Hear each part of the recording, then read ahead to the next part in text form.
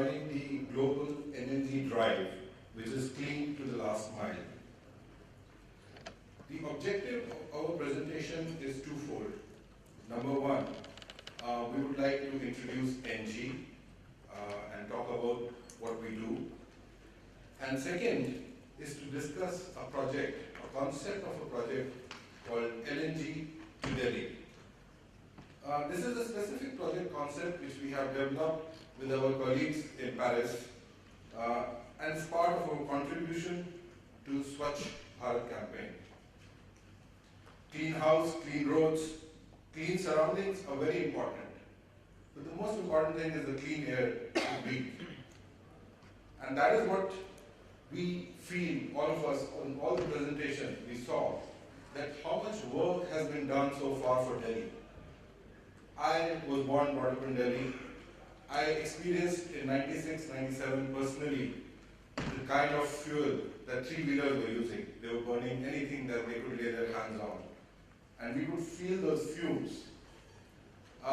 And we saw Dr. Burela's presentation that how much effort has gone into converting all these buses into CNG.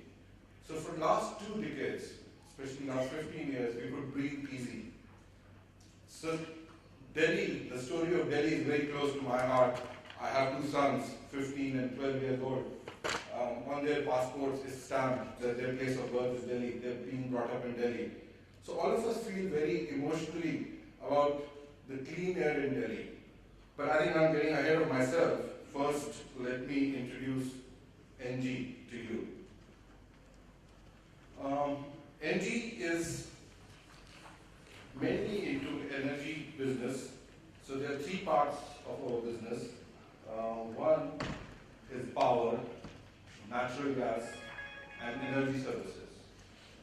So in the power, we have an installed capacity of 117,000 megawatt world over. Now to give you a comparison, the peak demand in India is 135,000 megawatt.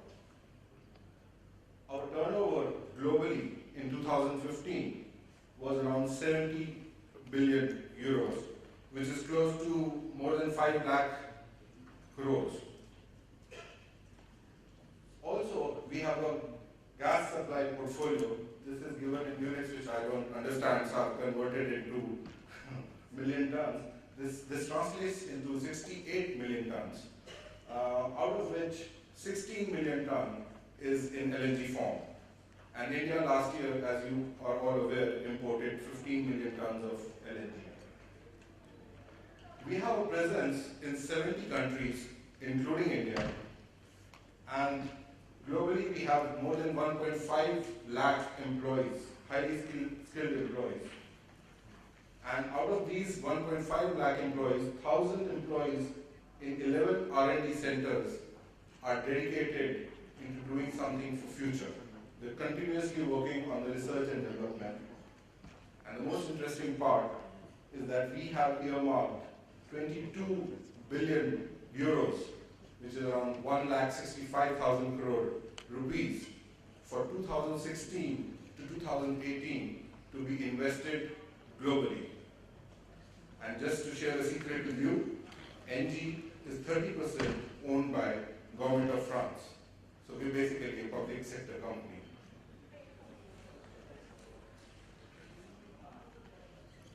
So what are we doing in India? So in India, we are present since 2001. We are the technology partner of Petronet LNG Limited. We were selected to provide the technology to bring in LNG into India. We supported the development of and operation of both Dahej and Cochin LNG terminal. Today, more than 60% of LNG in India is stored and regasified by Petronet. Going forward, we are also developing for the last 4 years now an FSRU-based LNG terminal in Kakinada on the east coast of India. And hopefully by next year, we should be able to do the financial closure for this project.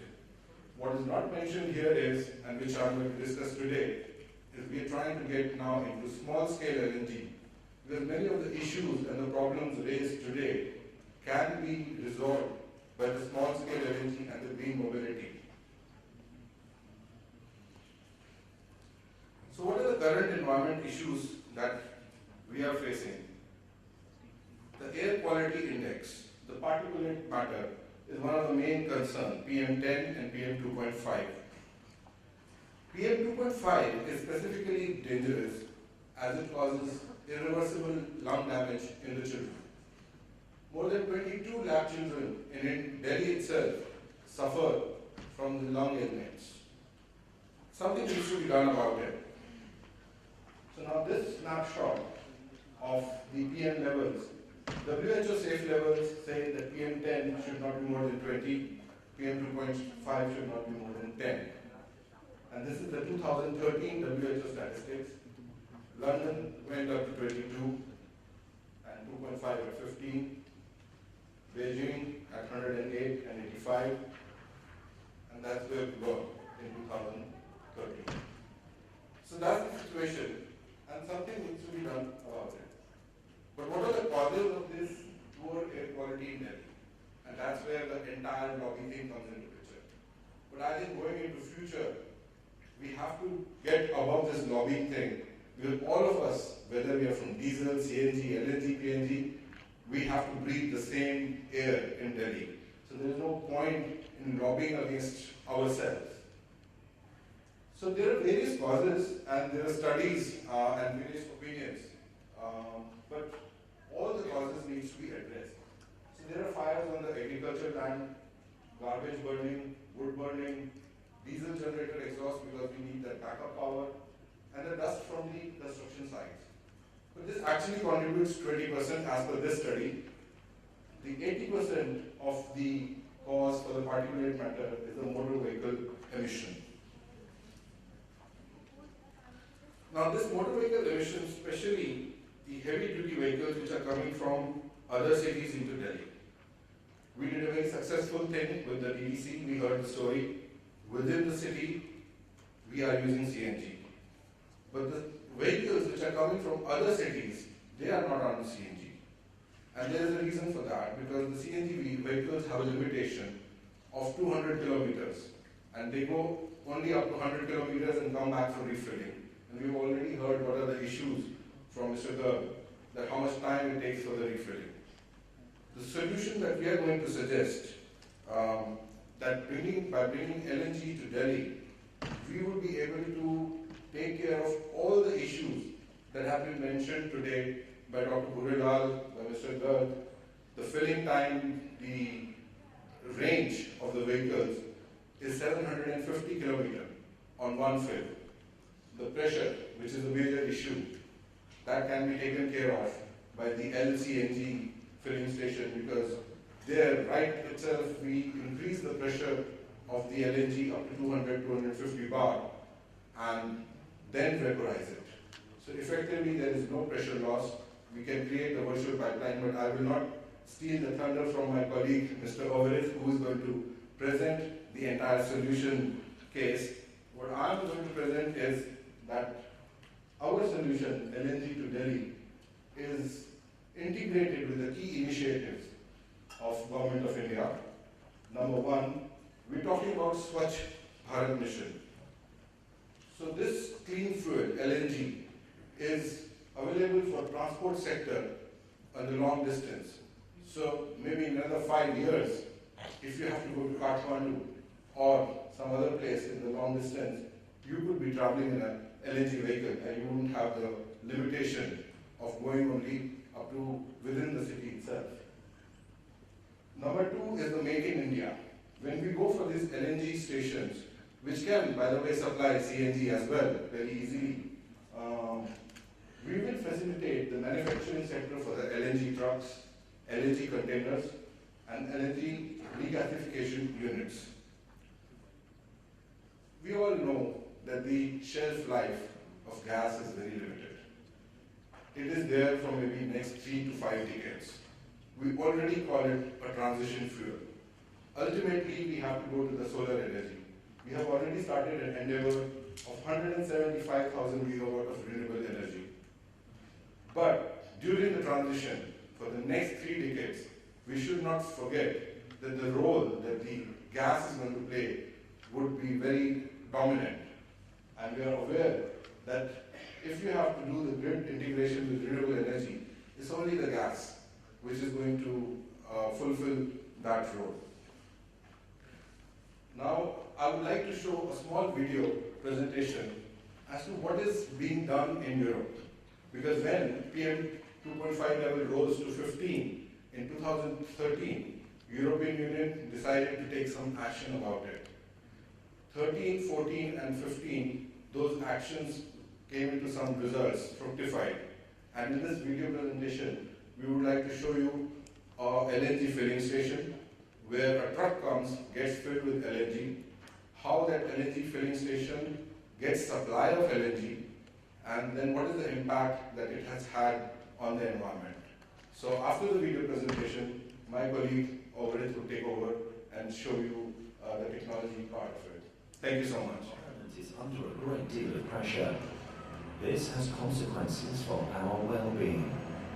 The transport sector consumes a substantial part of all the energy and therefore contributes heavily to environmental pollution. The European Environment Agency has calculated that the air pollution by cargo transport in Europe is the cause of 3 million sick days each year. The pollution caused by lorries costs the Netherlands an estimated 1.7 billion euros in healthcare each year. Mainly along the highways, we see levels of nitrogen dioxide that are too high. It is obvious that we should stop talking and start acting. We have only one Earth to protect, and we are all responsible to do it. How do we move on?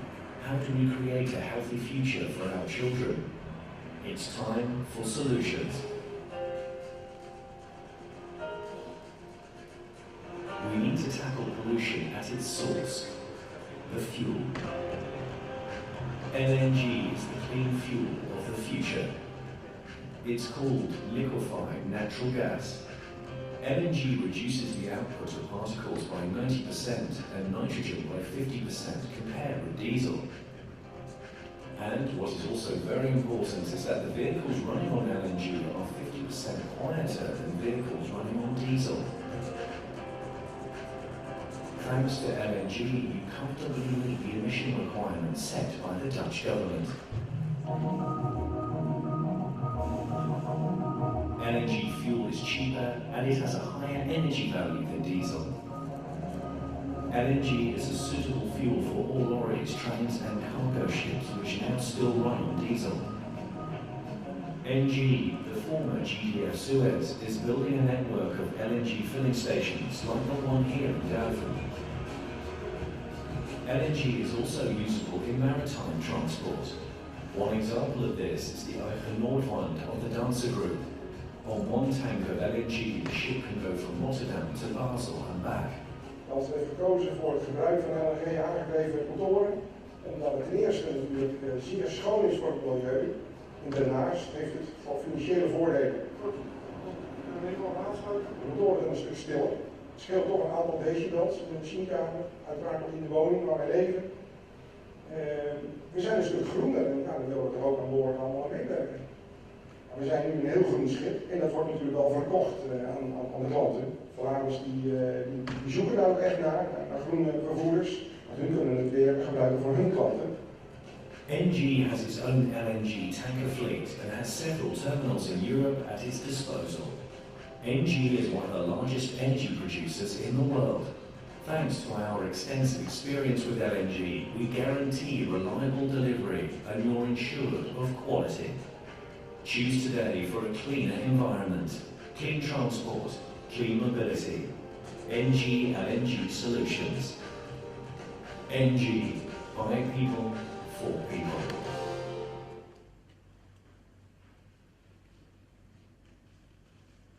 Okay, good.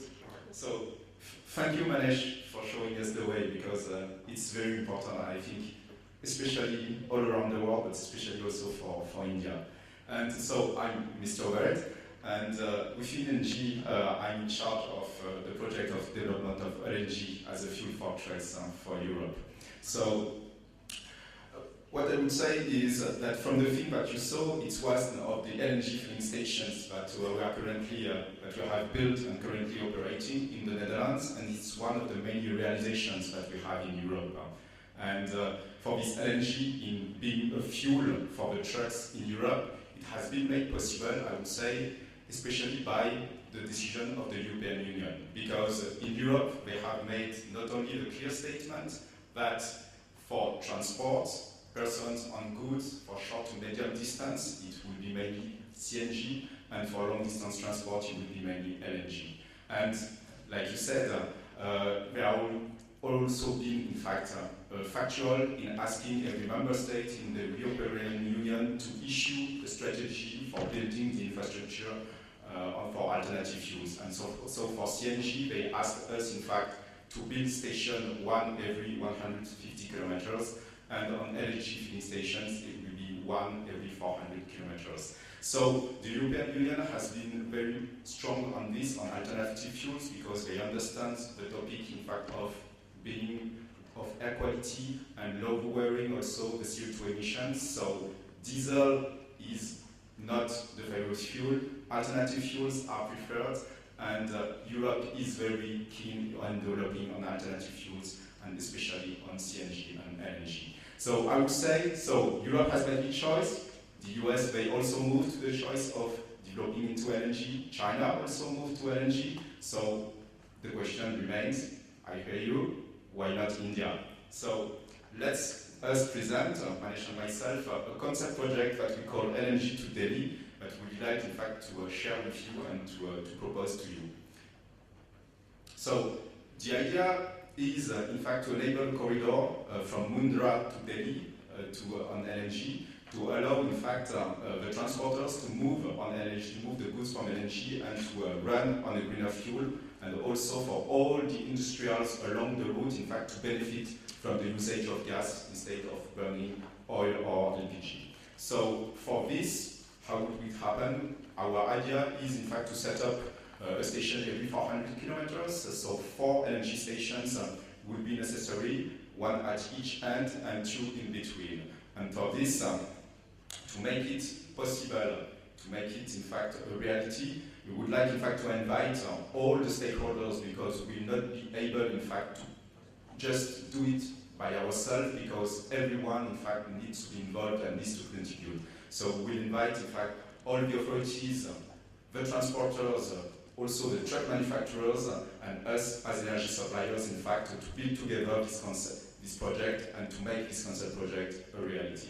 So from this one, I would say that we have been in Europe, in fact, quite experienced in building corridors on LNG, because we are part of many European initiatives. The first one is the LNG flow corridors, but you will see all the four corridors, in fact, crisscrossing Europe, and from northwest to southeast, and from southwest to northeast, and all these corridors, in fact, are meant, in fact, to be built with LNG filling stations. So with this project of LNG corridors, which is sponsored by the European Union, we have built we have built 2 stations, and 2 stations are already operational. We have 1 under development, and we are also building, in fact, 5 other LNG fueling stations for a project which is linked, in fact, to a European project which is called Connect to LNG under the Connecting Europe facilities. It will help us link France, Germany, and the Netherlands.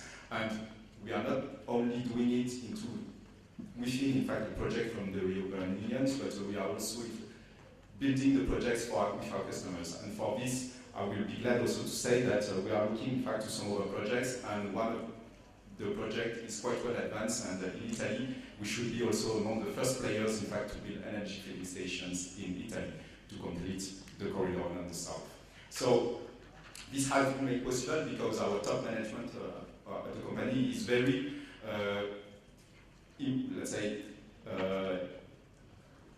into the energy transition and the improvement of air quality. So as part of the strategy of Engie, we decided, in fact, to support the development of alternative fuels, and LNG and CNG. We have decided to make a 5-year investment plan with a donation of 100 million euro to build 70 LNG stations and 30 CNG stations all across Europe. So building on our positions that we see right now, where you have in the Netherlands, this is the station that we just saw, where we have two stations, and by the end of the year, we expect to increase it by 2 or 3 more stations.